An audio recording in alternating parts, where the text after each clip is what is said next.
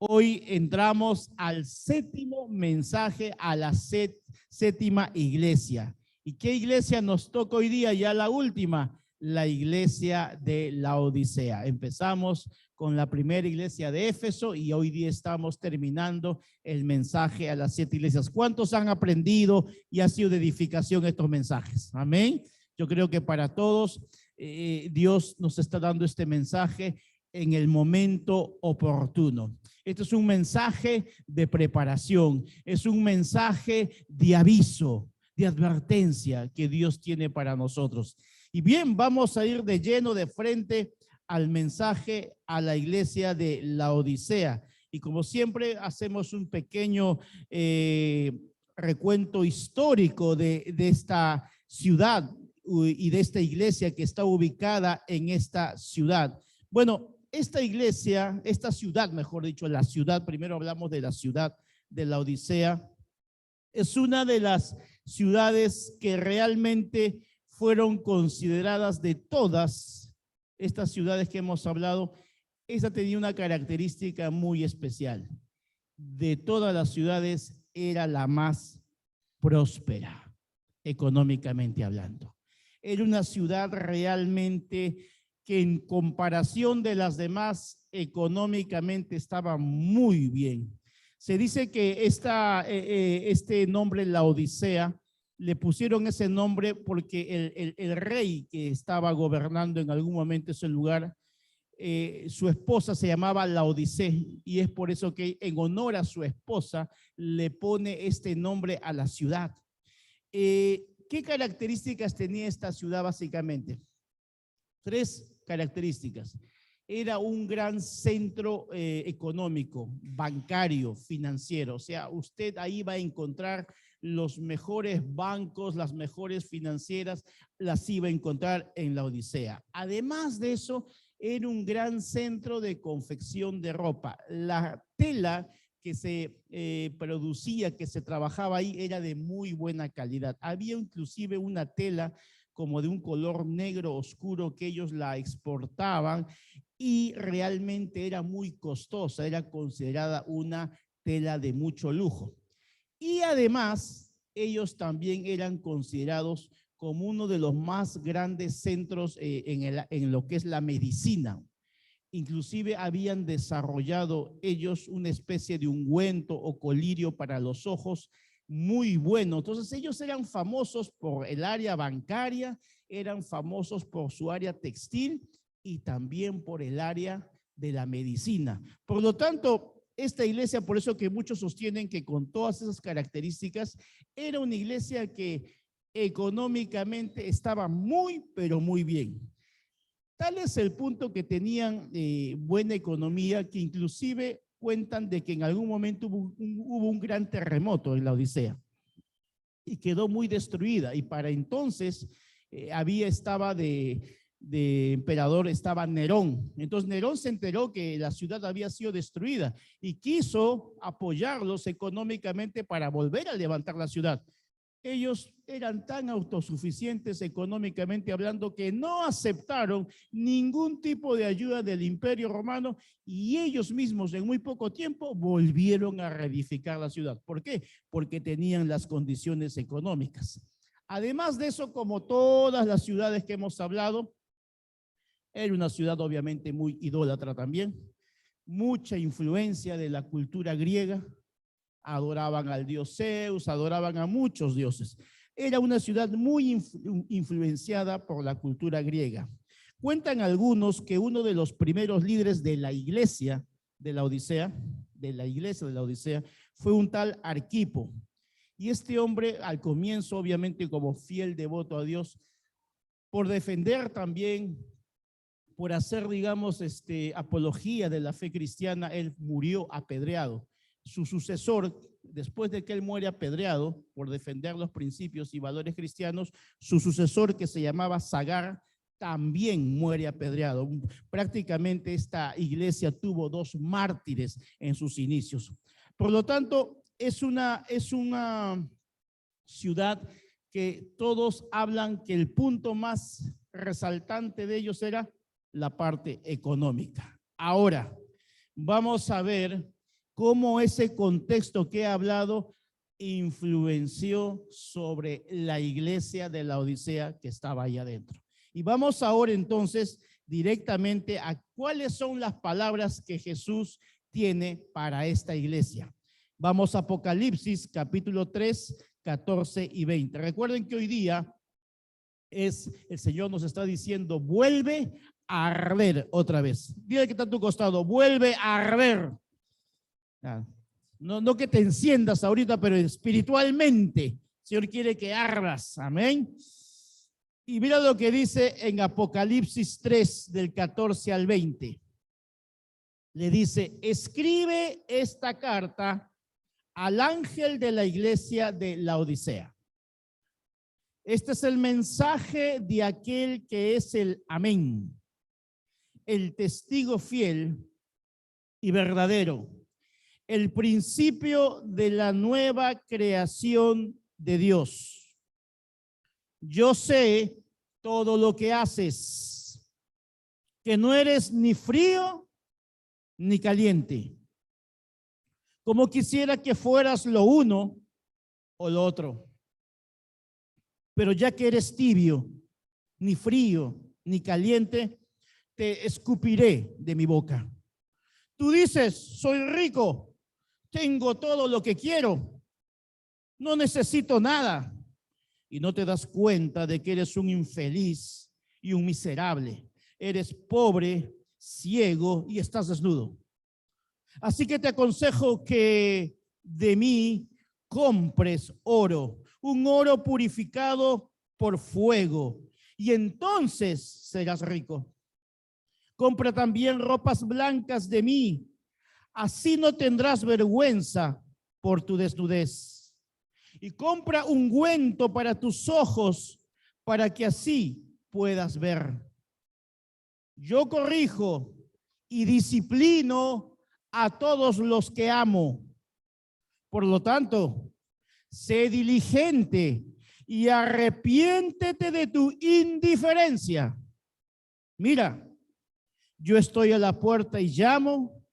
Si oyes mi voz y abres la puerta, yo entraré y cenaremos juntos como amigos. Amén. Bueno, vemos que el mensaje hasta esta iglesia es también un poquito extenso, y como casi en la mayoría de mensajes que se dio a las iglesias, siempre vemos un patrón que se repite, que es la presentación, después viene lo que es la felicitación y la confrontación. Vamos a ver acá cómo se dan estas cosas. Primeramente, acá hay algo particular, ¿no? Jesús se presenta como yo soy el Amén. Yo me ponía a pensar, ¿cómo es eso de que yo soy el Amén? Y ahora, cuando nosotros sabemos que Amén significa así sea, ¿verdad? Y esto me hace recordar a ese versículo que hay en la Biblia en alguna parte que dice que todas las promesas de Dios son en sí, y dice que en Él son amén. O sea, lo que nos está diciendo cuando Jesús se presenta como el Dios del amén, nos está diciendo, yo soy el Dios de toda credibilidad. Yo soy ese Dios verdadero. Yo soy ese Dios, aquel cuando te hago una promesa, yo sí la cumplo. Ese es el Dios. Yo soy el Dios del amén. Te está diciendo, mis promesas son verdaderas y fieles. ¿Cuántas la creen? El Señor te dice, mis promesas son en ti, amén, y se van a cumplir. Por eso se presenta como el Dios del amén, el Dios de la verdad, porque dice, más adelante dice, ¿no? Yo soy, dice claramente, dice acá, el amén, el testigo fiel y verdadero. Si el Señor se está presentando como el Dios de la verdad, además de presentarse como el Dios de la verdad, dice, yo estoy al comienzo de tu vida y estoy al final de tu vida, porque dice, yo soy el principio y el fin. O sea, él te dice, ¿sabes qué? Yo estoy presente contigo desde el comienzo y estaré presente contigo hasta el final. ¿Cuántos dicen amén? Dale un fuerte aplauso a Dios. Nunca te va a abandonar. Es una promesa que Dios dice, nunca te voy a abandonar. A veces quizás podemos ser insensibles a su presencia. Sin embargo, eso no significa que Dios no esté a tu costado. Él está contigo. Él nunca te ha abandonado. Amén. Ahora, les dice en alguna parte, yo conozco tus obras. Bueno, y eso creo que fue una palabra que Dios casi le dijo a la mayoría de las iglesias. Yo conozco tus obras, pero a decir verdad, no encuentro una palabra realmente de felicitación para ellos. Porque inmediatamente, después de decirle, sí, yo conozco tus obras, porque quizás era una iglesia que tenía obras que mostrar, quizás era una iglesia que tenía obras. Pero inmediatamente Jesús les dice, de frente va Jesús a la confrontación y les dice, eres tibio, no eres ni frío ni caliente. Y sabemos, amados hermanos, que la tibieza, ¿qué significa? La tibieza es un sinónimo de indiferencia, es un sinónimo de apatía, es un sinónimo de falta de compromiso. Eso es la tibieza. Apatía, desánimo. Ahora, lamentablemente, amados hermanos, sabemos que cuando estamos en Dios, por ejemplo, o eres obediente o eres desobediente. No hay término medio. O eres fiel o eres infiel. No existe el término medio. No hay. Pero lamentablemente esta iglesia de la Odisea se había vuelto una iglesia indiferente. Era una iglesia que estaba completamente desenfocada. Era una iglesia que había perdido el compromiso con Dios. Creo que el ejemplo de sus mártires que habían muerto inicialmente quedó solamente en el recuerdo, pero ellos ya no siguieron eso. Se habían vuelto indiferentes. Quizás era una iglesia con orden, pero no había fuego en esa iglesia. Quizás era una iglesia que tenía mucha tradición, pero no había pasión en sus miembros. Una iglesia con vista, pero no tenía visión al futuro. Era una iglesia que quizás tenía conocimiento, tenía letra, pero no estaba el Espíritu Santo ahí. Una iglesia con muchos simpatizantes, pero muy pocos discípulos. Una iglesia que era muy fácil aceptar a Jesús como Salvador, pero no querían aceptarlo como su Señor. Y amados hermanos, era prácticamente una iglesia tibia, una iglesia neutral, una iglesia tolerante y, según lo que hemos leído, una iglesia con esas características es algo repulsivo para Dios, porque en la versión que hemos leído dice, te escupiré de mi boca. En otras versiones dice, te vomitaré de mi boca. Si así hay algo que Dios definitivamente rechaza, si hay algo que Dios le desagrada en gran manera, es la persona tibia. ¿Cuánto dicen amén? La tibieza es algo muy repulsivo para Dios. Y te recuerdo que ser un tibio, indiferente, falta de compromiso, la apatía, una persona apática hacia las cosas de Dios. Eso a Dios no le agrada. Y no solamente no le agrada, lo rechaza. A tal punto yo creo que cuando la Biblia usa el término te vomitaré, tú sabes muy bien cómo es la sensación cuando uno quiere. ¿Cómo te sientes cuando uno quiere vomitar? Es horrible, ¿verdad? Porque tú sabes que hay algo acá que no lo puedes soportar. Y tu cuerpo te pide sacarlo. Y el Señor está usando el mismo ejemplo para que podamos entender el contexto y que uno pueda ponerse a reflexionar que el Señor siente lo mismo cuando nosotros nos volvemos apáticos, cuando nos volvemos tibios, cuando nos volvemos indiferentes. Lo mismo siente Dios. Wow. Yo creo, amados hermanos, que tendríamos que ponernos a reflexionar que muchas veces la actitud es lo que va a determinar cómo a Dios le estamos agradando. Y mira, Jesús dice, mira, te prefiero frío o caliente. O sea, el mismo Jesús, y mira, yo creo que esto nos puede hacer recordar, por ejemplo, personas que fueron frías. Acuérdense de Jesús en la cruz del Calvario. Uno de los ladrones que estaba a su costado era una persona fría. No estaba en Cristo, no estaba, pero esa persona fría reconoció en ese momento su pecado, ¿verdad? Reconoció su necesidad. El apóstol Juan, su discípulo, era una persona más bien caliente, porque dice que disfrutaba de pasar tiempo con Dios, a tal punto que dice que se recostaba en el hombro de Jesús. Era una forma de representar que él disfrutaba de la presencia de Dios, porque una persona fría no sabe de la presencia de Dios, pero sin embargo en ese momento ese hombre que estuvo en la cruz reconoció su frialdad. Juan disfrutaba todo lo contrario, pero Judas, ponte a pensar en Judas.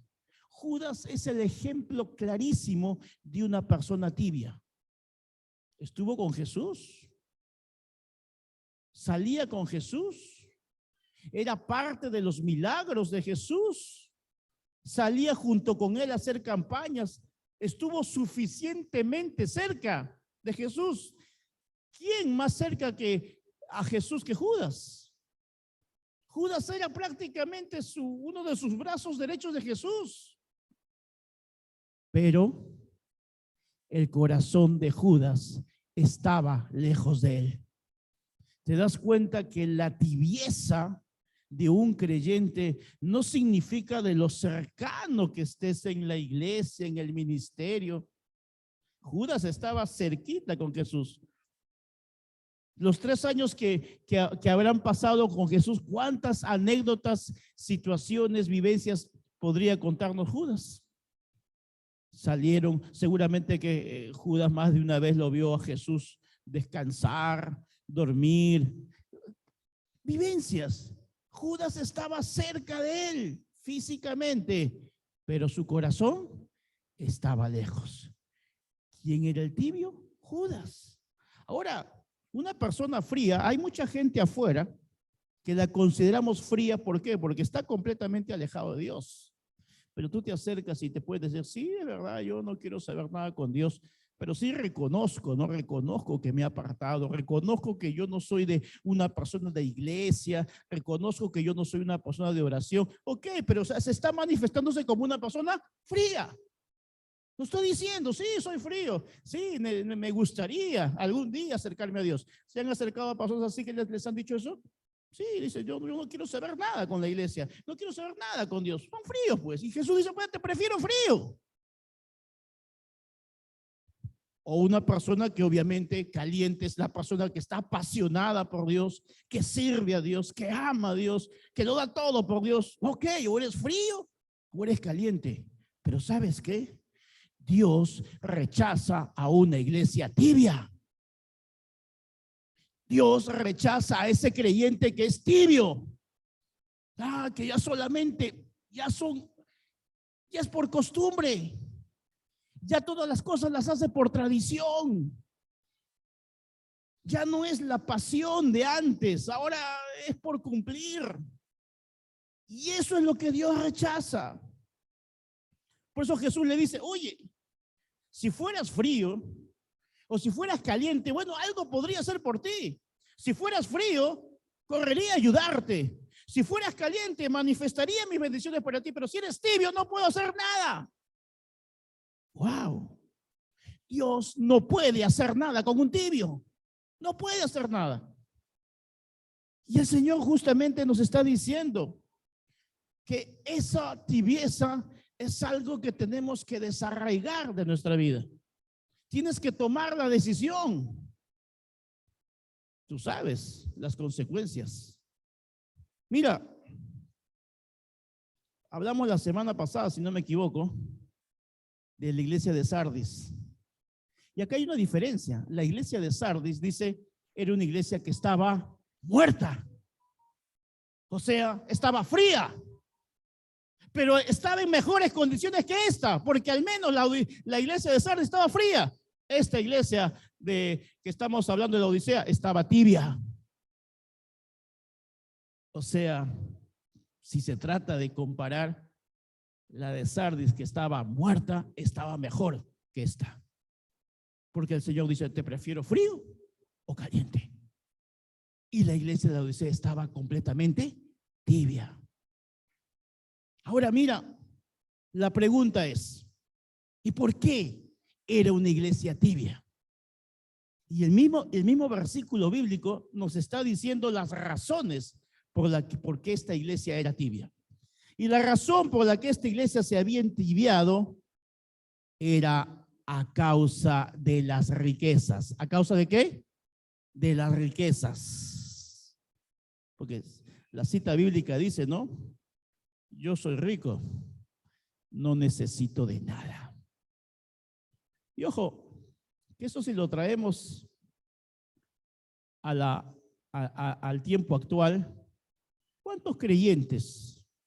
Quizás los conocemos en el momento que pasan pobreza o necesidad, pero a veces los desconocemos cuando reciben la bendición y cuando están bien en la parte económica. Ahí recién sale a aflorar el verdadero creyente. Esta iglesia vivía en una ciudad opulenta. Nada les faltaba. Por lo tanto, la iglesia de la Odisea estaba formada por gente completamente muy próspera económicamente hablando. Lo tenían todo. No les faltaba nada. Eran muy autosuficientes en la parte económica. Y eso hizo que sean una iglesia tibia. Yo conversaba con mi esposa, cuando he conversado a veces también con personas que están en el extranjero, me han hablado así de iglesias en países muy desarrollados, donde quizás pues ahí no va a funcionar el mismo mensaje de decirle, oye, ¿sabes qué? Dios te va a prosperar económicamente porque, por favor, usted va a predicar ese mensaje a Alemania, a Japón o a Corea del Sur, países que tienen una situación económica pues mucho mejor. Ese mensaje quizás no les va a llamar mucho la atención. Pero eso mismo es lo que produce en ellos una tibieza. Es como que, bueno, yo no tengo las necesidades que tú tienes, pues lo que tú estás orando todos los días, yo lo tengo todos los días en mi casa, te puede decir esa persona. Eso fue lo que le pasó a la Odisea. Habían perdido esa pasión porque sentían que lo tenían todo, sentían que no les faltaba nada, conocían a Dios, pero habían perdido esa necesidad. Mira lo que dice en Apocalipsis 3:17. Dice, soy rico, me he enriquecido y no me falta nada. Y el Señor le dice, pero no te das cuenta que cuán infeliz y miserable, pobre, ciego y desnudo eres tú. Wow. O sea, Jesús les estaba diciendo, oye, ¿sabes qué? Las riquezas son engañosas. Bueno, a la hora de la hora nunca nos vamos a llevar nada. Nunca nos vamos a llevar nada. Y mira, acá hay algo bien interesante, ¿no? Le dice, eres infeliz, miserable, pobre, ciego y desnudo. Mira todo lo que le dice Jesús, ¿eh? ¿A ese es Jesús, pastor? Sí, ese es Jesús, por si acaso. Porque a veces queremos maquillar el mensaje de Jesús, ¿no? Ese es Jesús el que está hablando, por si acaso. Para que te des cuenta que Jesús no está mostrando ahí ninguna compasión por el tibio. ¿O lo está demostrando? Acá está la palabra de Dios lo que dice. Y mira todo lo que le dice. Ahora hay un detalle muy importante acá. En lo que la Odisea se sentía más fuerte, era en lo que Jesús le dice, estás más bien mal. Por ejemplo, le dice, ¿no te das cuenta que eres infeliz y miserable? Cuando ellos ostentaban una riqueza, porque en el área financiera y bancaria les dije que eran los mejores. Les dice, está ciego. Cuando ellos en el área de la medicina habían creado un colirio para la vista. Y le dice, estás desnudo. Cuando ellos habían fabricado las mejores telas, las mejores ropas que se vestían. ¡Wow! En lo que ellos más fuertes se sentían en su área económica, Jesús les dice, te falta todo. No es coincidencia que en lo que ellos se sentían más fuertes económicamente hablando, Jesús le dice, justo en eso es donde más necesidad tienes de mí. Por eso, amados hermanos, que de acuerdo a este texto, podemos encontrar 3 engaños. Diga usted, 3 engaños, 3 mentiras, 3 falsedades de las riquezas. ¿Y cuáles son esas falsedades? Número 1, una falsedad, un engaño, cuando dicen, las riquezas son la fuente de mi felicidad. Tremendo engaño. Porque dice, soy rico. Soy rico. La iglesia de la Odisea pensaba que estaba bien por sus riquezas. Mira que a diferencia de la iglesia, a ver cuántos se acuerdan, a diferencia de la iglesia de Filadelfia, la semana pasada, que te acuerdan que le decían, tienes poca fuerza. Allá, ellos estaban orgullosos, se sentían más bien fuertes por sus riquezas y confundían el éxito material con la aprobación de Dios. ¡Wow! Eso es una gran verdad, ¿eh? Hay mucha gente que confunde el hecho de tener dinero, y no hablo de la gente de afuera, hablo del creyente, que se confunde que por el hecho de que en el área económica le está yendo muy bien, significa que tengo la aprobación de Dios. Eso era lo que pensaba la Odisea. Por eso que estaban tibios, espiritualmente hablando. Y mira, por eso que digo que esta iglesia sirve para comparar a las demás. A Esmirna, si te acuerdas, le dice, yo sé que tú eres pobre, pero en realidad eres rico. Y aquí es al revés. Ellos se creían ricos y Jesús dice, pero son pobres. Wow. Mira, amados hermanos, lo que el Señor nos está diciendo, y yo creo que esta iglesia en otras versiones, estaba estudiando en otras Biblias, la llama la iglesia apóstata. ¿Qué significa la apostasía? Es lo que la Biblia habla, que en los últimos tiempos vendrá la apostasía. La apostasía, ¿quiénes va a agarrar? Aquellos creyentes que en algún momento amaron a Dios, se apasionaron por Dios, pero que dice apostataron de su fe, o sea que renunciaron a su fe, renegaron de su fe. Y mira que el motivo por el cual ellos se vuelven indiferentes con Dios fue porque se cumplió lo que dice la Biblia en Timoteo. Raíz de todos los males es el amor al dinero. El dinero no es malo, el amor al dinero. La iglesia de la Odisea había desarrollado un ídolo. Quizás ellos no estaban tan preocupados en adorar a Zeus, adorar a Afrodita, adorar a Dionisio. No. Ellos tenían otro Dios, para ellos más poderoso y efectivo, que era el Dios del dinero, el Dios de las riquezas. Pero, amados hermanos, nosotros hemos entendido que en el reino de Dios la riqueza no está medida por el dinero que tienes. No está medido por eso. La verdadera felicidad, sabemos, amados hermanos, que no las vamos a encontrar en las riquezas. Las riquezas van a solucionar algunos problemas circunstanciales económicamente hablando, pero realmente te puede dar felicidad. Y yo creo que basta con que mires en internet, en YouTube, cuántos famosos personajes que son multimillonarios terminan solos, terminan hasta suicidándose o terminan en centros de tratamiento con psiquiatras y psicólogos años de años y tienen todo el dinero. Lo del Señor nos está advirtiendo claramente que las riquezas pueden maquillar la tristeza, pero no te van a dar la verdadera felicidad. ¿Cuántos dicen amén a eso? Dale un fuerte aplauso a Dios.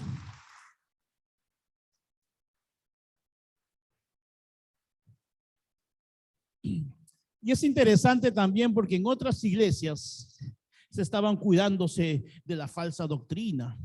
Se estaban cuidándose, ¿se acuerdan de los nicolaitas que habían entrado? Otros se cuidaban de Jezabel. Acá no. Acá no había de que preocuparse de los nicolaitas, ni de Jezabel, ni de la falsa doctrina. Acá simplemente se estaba adorando al Dios del dinero. Se acabó. ¿Te das cuenta cómo Satanás usa 1001 formas para separarnos de Dios? O usa Jezabel, o usa la falsa doctrina, o usa los nicolaitas, o usa también el amor al dinero. Por eso, amados hermanos, que estos mensajes son mensajes de aviso, son mensajes de advertencia, porque yo estaba leyendo, como es la última iglesia, inmediatamente después que Juan da el mensaje a las 7 iglesias, tú lees el capítulo 4 y empieza todo lo que está por venir. Vienen todos los acontecimientos futuros y ya no vuelve a aparecer para nada la iglesia hasta el capítulo 22, donde se vuelve a hablar de la iglesia de Cristo. Interesante, amados hermanos, porque wow, sería como que mira todo lo que está por venir a partir del capítulo 4, pero la prevención está desde el capítulo 1 hasta el capítulo 3. Y recién volvemos a aparecer en el capítulo 22, la iglesia ya con Cristo. Dime si el Señor no nos está preparando para todos. ¿Cuánto dicen amén? Así que, amados hermanos, Proverbios 10:22 nos refuerza esto. Mira lo que dice Proverbios 10:22. La bendición del Señor trae riquezas, sin que con ellas traiga tristeza. No estamos negando que la bendición, no estamos negando que la prosperidad económica es una consecuencia de servir a Dios, de vivir para Dios. Pero ojo, la bendición económica, esa prosperidad, no es esa que te trae angustia, tristeza. La verdadera prosperidad es una bendición divina que no va acompañada pues de ansiedad o de preocupaciones. Porque hay mucha gente, amados hermanos, que cuando comienzan a querer prosperar económicamente, que está muy bien, pero se desenfocan. Más dinero, más problemas. Más dinero, más trabajo, menos tiempo para Dios, y viven angustiados, y viven estresados, y viven desanimados, y tienen dinero. O yo he conocido personas que he conversado con ellas, y los he visto en problemas económicos terribles que no tenían ni para pagar el recibo de luz. Sin embargo, tenían como 5 o 10 propiedades. Y dice, oiga, pero ¿por qué no venden una? Y salen en el problema. No. Y los ves con problemas económicos graves, deudas terribles, pagando acá, pagando un abogado. Y tienen fácilmente el sustento económico para poder salir de todo. Y yo digo, pero tienen la solución. ¿Por qué? Porque la prosperidad que viene de Dios no añade tristeza, no añade angustia. ¿Cómo te va? Sí, tengo mucho bien, muy bien, mucho dinero, pero ¿a qué precio? ¿A precio de que ya dejaste de pasar tiempo con tu familia? ¿A precio de que dejaste de servir a Dios? ¿A precio de que ya no estás liderando como antes? ¿A precio de qué quieres tener más dinero? Esa bendición, la bendición que es de Dios, no añade tristeza. La bendición que es de Dios no te separa de tu propósito, sino más bien te acerca. ¿Cuánto me están entendiendo? Dios es el único que enriquece y no añade tristeza. Nuestra forma de buscar la riqueza tiene que regirse más con el compromiso de actuar con justicia, de poner nuestra esperanza en el Señor y no sobre las cosas materiales. A veces estamos comparando, no, pero es que el de allá, es que mi familiar tiene esto, tiene el otro. ¿En quién pones tu confianza? ¿Realmente la pones en Dios Porque decimos de boca, no, sí, Dios, Dios, pero en la acción estamos poniendo nuestra confianza en lo material. La riqueza es una bendición únicamente si la utilizamos conforme al propósito de Dios. Esa es la riqueza que bendice.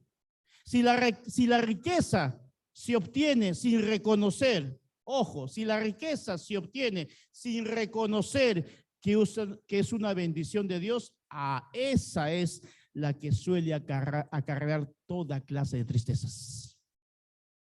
Amados hermanos, es una falsedad entonces decir que las riquezas son la fuente de felicidad. Nada más falso. Sin embargo, la iglesia de la Odisea seguramente que en algún momento le predicaron el mensaje de que el amor a las riquezas era malo, pero ellos se olvidaron y se volvieron tibios.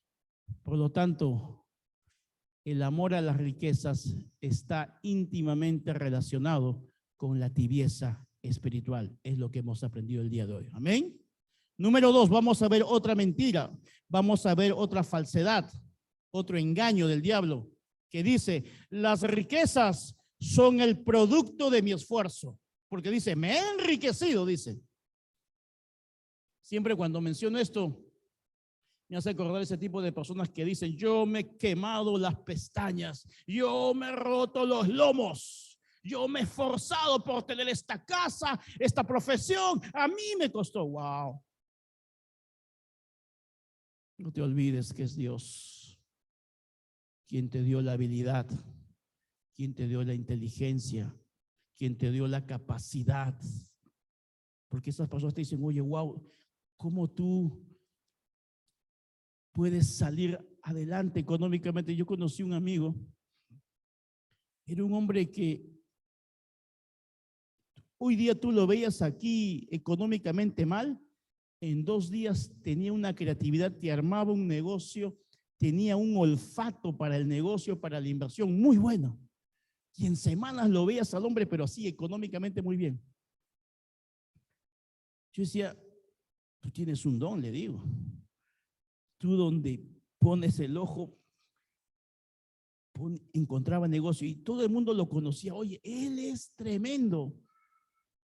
Donde pone un negocio, le va bien.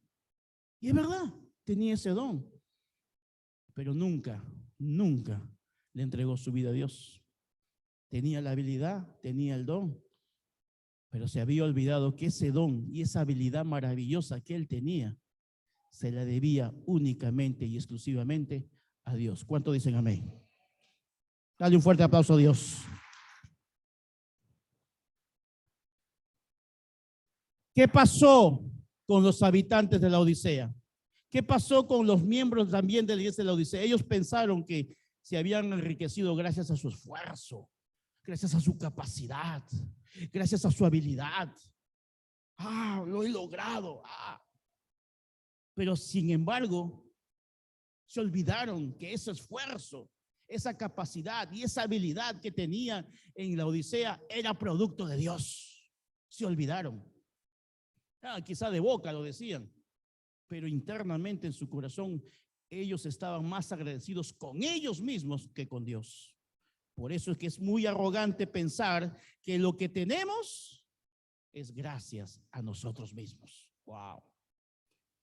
Todo lo que tienes, todo, empezando por tu vida, todo lo que tienes y por todo lo que vas a tener, siempre va a ser gracias a Dios. ¿Cuántos dicen amén? Dale un fuerte aplauso a Dios.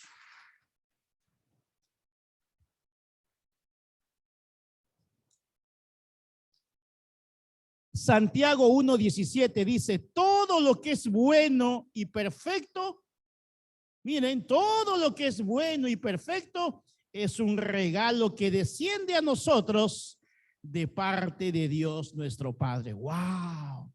En otra versión dice, toda buena dádiva desciende del cielo. Todo don desciende del cielo. No son tus dones, no son mis dones, es lo que Dios te ha dado. Y Dios da y Dios quita también, por si acaso. A algunos no les gusta eso, pero es la verdad, lo dice la palabra de Dios.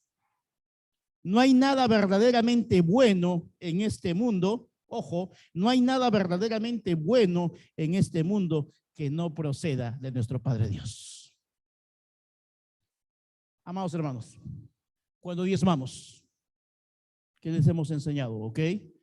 Que hay que hacerlo por honra, que hay que hacerlo por gratitud, pero hay algo más.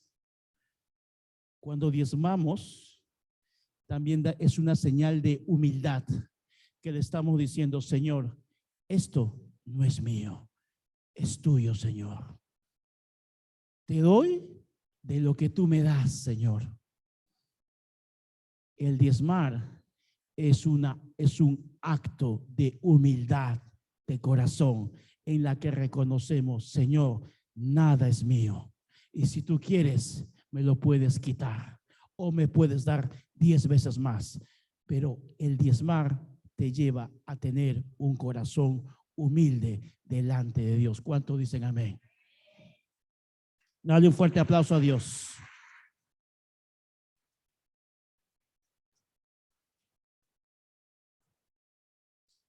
Número 3, tercera mentira, tercer engaño.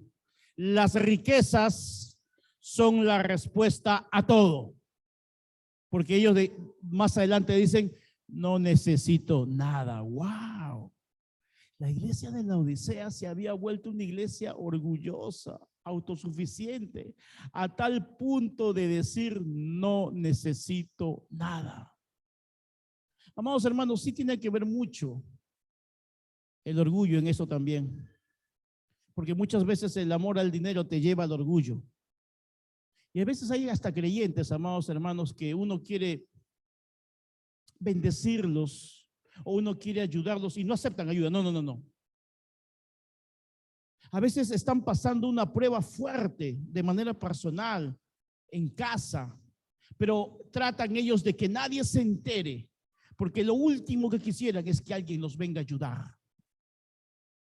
Porque el diablo les pone vergüenza. Y eso, ¿sabes qué se llama? Eso se llama orgullo. Disfrazado de que no, yo puedo alcanzarlo, puedo lograrlo, porque sí, claro. Pero en el fondo eso es orgullo. Y esta iglesia no necesitaba, no quería, decía, no necesito nada, decía. Por eso que cuando hubo el terremoto, aún el emperador Nerón los quiso ayudar. No, no, no, ahí nomás. Nosotros mismos vamos a levantar la ciudad. Y la levantaron. Se convirtió en una iglesia autosuficiente. Wow. Porque el último engaño es pensar que las riquezas pueden comprar todo. No pienses que el dinero lo hace todo. No pienses que el dinero lo hace todo. O acabarás tú haciendo todo el dinero para ti. Porque si hay mucha gente que se la pasan de sol a sol. Y no es malo trabajar. Tenemos que trabajar. Pero ojo, una cosa es que tú trabajes con la motivación de dar. Porque sabes que si Dios te quiere prosperar, es para que des.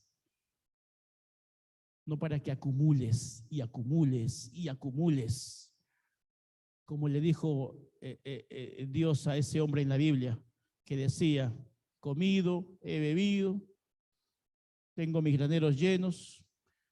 Y se presentó Jesús, le dijo, ¿no sabes que hoy día tu alma viene a recogerla? Porque no tenemos asegurada la vida.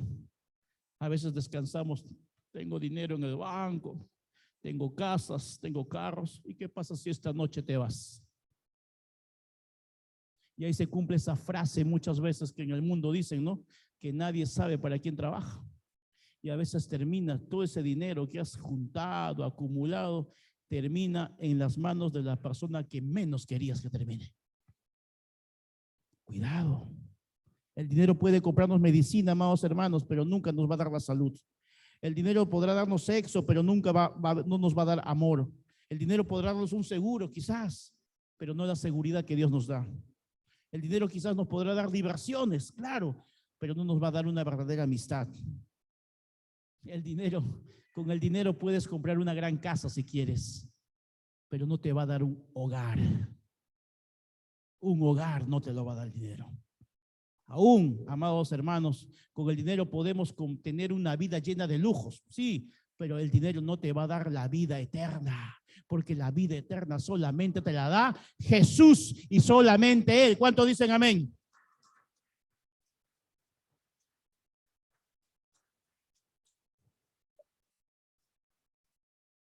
Al fin y al cabo, amados hermanos, el dinero nos puede dar muchas cosas, pero las cosas más importantes solamente te las da Dios. Nadie más. Lo bueno de todo, amados hermanos, que en cada mensaje que se le da a la iglesia, lo bueno de todo, porque ese es el Dios misericordioso, ese es el Dios compasivo que tiene, aún a esta iglesia, Jesús les da la esperanza de que se levanten y les da una palabra de dirección. No hubo la felicitación, hubo de frente la confrontación, hubo la presentación, la confrontación, pero viene la palabra de dirección. Y acá está lo que dice Apocalipsis 3:18. Escuche bien, así que te aconsejo, Jesús le dice, así que te aconsejo que de mí compres oro. Wow. Jesús le dice, de mí compres oro, un oro purificado por fuego, y entonces serás rico. Compra también ropas blancas de mí, así no tendrás vergüenza por tu desnudez. Y compra ungüento para tus ojos, para que así puedas ver. Wow. Les dice que compren oro, les dice que compren vestidos blancos, les dice que compren colirio, ungüento para los ojos, justo las tres principales fuentes de riqueza de la Odisea. Wow. Increíble. Si quieres dejar tu tibieza espiritual, debes de dejar de comprar lo que el mundo te ofrece. La única forma de dejar la tibieza es dejar de comprar en ese supermercado espiritualmente hablando, que te ofrece tantas cosas, pero sabes que el Señor les está diciendo a ellos, a la Odisea, compra el oro que yo te ofrezco, le está diciendo. Compra la ropa, las vestiduras que yo te ofrezco. Compra el ungüento, el colirio, la sanidad que yo te ofrezco, no lo que te ofrece afuera el enemigo.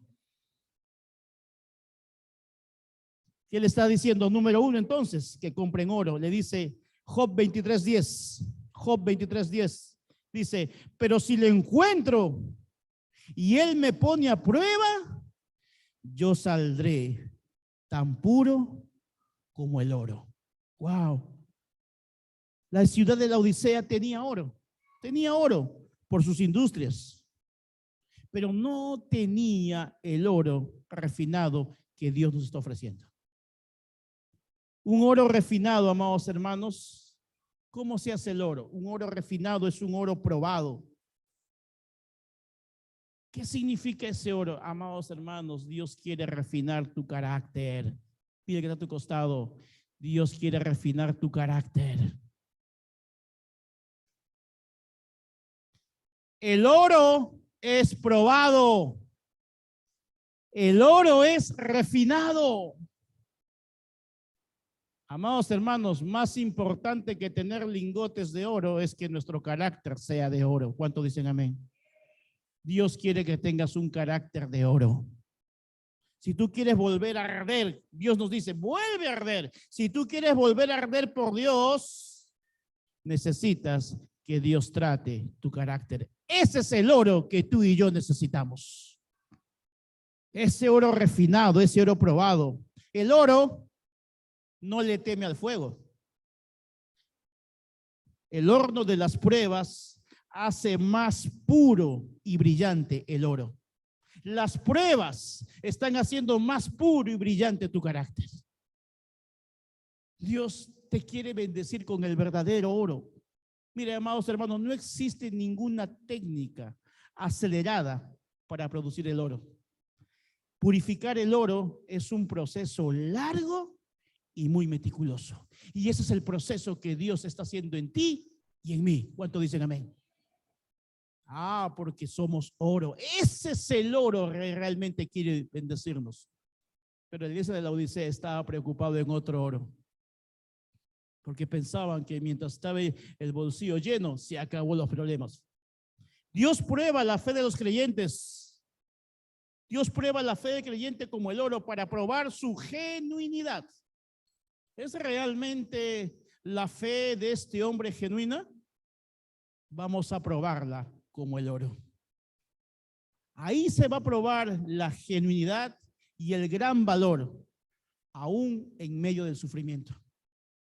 Amados hermanos, es mejor decidir, y por eso que estos mensajes son de aviso, de advertencia, es mejor decidir soportar las pruebas para que al final salgas tan puro como el oro.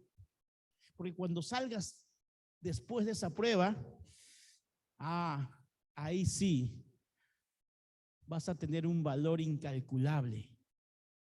Y las personas van a ver ese valor incalculable en ti, que se van a acercar a pedirte consejo, ayuda y oración, porque están viendo que tú tienes un valor, un oro incalculable que muchas personas no lo tienen, pero Dios ha puesto ese oro en ti, que es su presencia en ti, bendiciéndote. Dale un fuerte aplauso a Dios.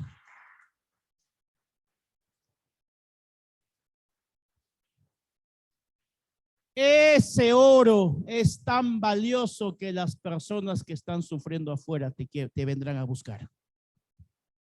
Porque van a ver que tú sí tienes verdadero oro.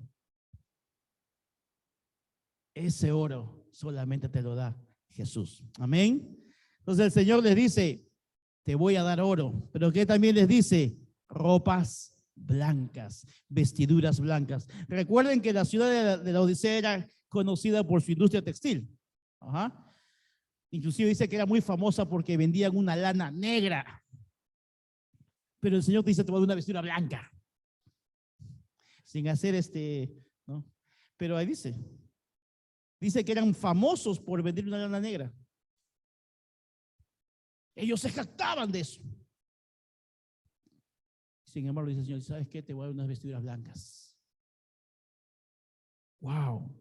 Las ropas blancas nos hablan de justicia. Las ropas blancas nos hablan de justicia, nos hablan de pureza, nos hablan de santidad. De eso habla las ropas blancas. Eso tipifica la ropa blanca. Pureza, santidad, obediencia. Algo que había perdido la iglesia de la Odisea. Había perdido. Si tú quieres volver a arder, amado hermano, si tú quieres volver a arder, necesitas vivir una vida de santidad y una vida de pureza. ¿Cuántos dicen amén? ¿Hay otra receta? No. La iglesia de la Odisea miren, eran tibios. Pero ¿sabes cuál es el problema del tibio? Que él no se ve mal. No se ve mal. El tibio él cree que está bien. Él cree que está viviendo en santidad. Porque está llevando una vestidura que está maquillando lo que realmente hay en su corazón. Y el Señor dice, quítate esa vestidura, le dice. Y encima te has jactado de esa vestidura. Quítate esa vestidura y ponte la vestidura blanca. Y es ahí donde recién vamos a poder, amados hermanos, experimentar la verdadera prosperidad. ¿Cuántos dicen amén? Entonces, lo primero que dice Dios, te voy a dar oro, te voy a dar vestiduras blancas. Número 3, te voy a dar colirio para los ojos. Lo que ellos producían, eran famosos por su colirio para los ojos. El Señor dice, no, yo te voy a dar el verdadero colirio. Pero Jesús le dice, el colirio de ustedes les ayudará a tener buena vista, pero el colirio de Dios te va a ayudar a tener visión. Eso es otra cosa. Dios quiere que seamos una iglesia de visión. Que tú tengas, ¿con qué visión estás viendo tu futuro? ¿Con qué visión estás viendo tu familia? quizás con tus ojos. Y estos ojos son muy mentirosos, porque estos ojos nos hacen ver una realidad que no es. Pero cuando tú dejas que Dios te llene de la visión, que te llene de su presencia, entonces tú vas a ver las cosas diferentes. Si quieres volver a arder por Dios, tienes que volver a tener visión, tienes que volver a tener perspectiva. Para eso necesitas que Dios te eche ese ungüento, ese colirio espiritual, para que tus ojos y mis ojos se abran y podamos ver. Por eso que cuando tú necesitas, cada vez que hables la Biblia, necesitas echarte primero ese colirio para que se te revele la palabra de Dios. Cuando que te des cuenta que es el mejor alimento que hay, que no hay mejor alimento espiritual que ese. ¿Por qué? Porque la visión se te revela. Así que, hermano, no se trata de una perspectiva solamente terrenal. Se trata de una perspectiva, de una visión espiritual. No es algo carnal, es algo espiritual. No es algo temporal, es algo eterno. Termina diciéndole Jesús en Apocalipsis 3:20. Y este versículo lo hemos usado mucho cuando hacemos el llamado, pero no necesariamente está enfocado, no solamente está enfocado en eso. Dice, mira, yo estoy a la puerta y llamo. Si oyes mi voz y abres la puerta, yo entraré y cenaremos juntos como amigos. Wow. Esta iglesia, ¿sabes qué, amado hermano? Había dejado a Jesús en la puerta. No solamente está hablando al que no conoce a Cristo, le está llamando, le está diciendo a ese cristiano tibio, a esa iglesia tibia que ha dejado a Jesús en la puerta, y Jesús está llamando a esa puerta esperando que lo dejemos entrar. Esta iglesia había expulsado a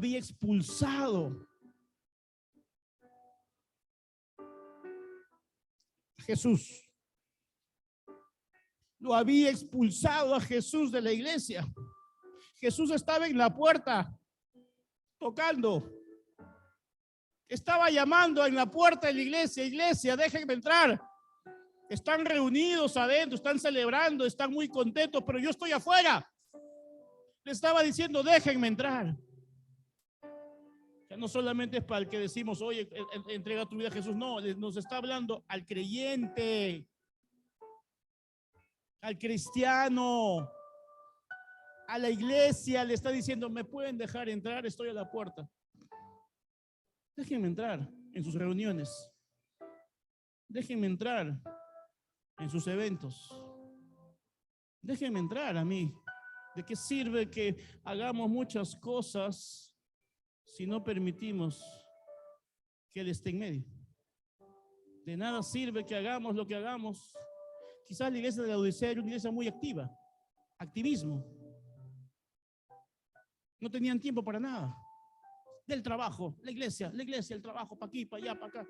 Pero Jesús no estaba en medio de nada de eso. Jesús estaba llamando a la puerta. Y estaba diciendo, por favor, déjame entrar. Y el Señor te está diciéndote a ti, hermano. Quizás tú has caído en esa tibieza, en esa costumbre. Ya, el Señor te está diciéndote a ti, déjame entrar. Te prefiero frío o caliente, pero por favor, no seas tibio. Déjame entrar en tu corazón. Déjame entrar en tu vida, líder. O tú que fuiste líder, déjame entrar una vez más. Y rompe esa tibieza que no te hace nada bien. Y más bien vuelve a arder. Vuelve a arder de pasión por mí. Vuelve a arder de deseos de servirme. Vuelve a arder de deseos de amarme. Vuelve a arder de deseo de querer hacer las cosas mejor. El tiempo es corto. Es tiempo de arder. Jesús vino y encontró a 10 mujeres. 5 eran prudentes porque estaba ardiendo su lámpara de aceite. Pero el aceite de muchos se está acabando. El aceite de muchos está así, a punto de terminarse. Y el Señor te dice, vuelve a arder. Llena de aceite tu lámpara. Es necesario que llenes de aceite tu lámpara. Deja que el Espíritu Santo vuelva a entrar en ti y empieza a arder otra vez. Y esa es la iglesia que va a ser influencia. Esa es la iglesia que Dios quiere. ¿Y Dios nos va a prosperar? Claro que sí, pero eso será solamente la consecuencia. Y Dios te va a bendecir en tus finanzas, y Dios te va a bendecir con esas cosas que tienes, que sueñas, pero no te enfoques en eso. No te enfoques en eso, no te desenfoques de tu propósito. Tu propósito es más importante que las cosas que puedas alcanzar aquí en la tierra. Tu propósito es más importante que todo eso. Así que, iglesia, es el último mensaje. Y en los 7 mensajes que Dios nos ha dado, siempre nos ha dado la oportunidad.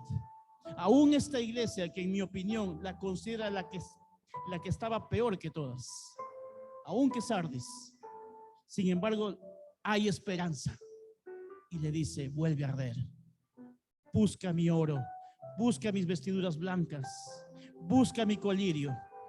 Y ahí vas a comenzar a arder y vamos a comenzar a alcanzar toda la región Piura para Cristo, en el nombre de Cristo Jesús. ¿Cuántos dicen amén? Dale un fuerte aplauso a Dios.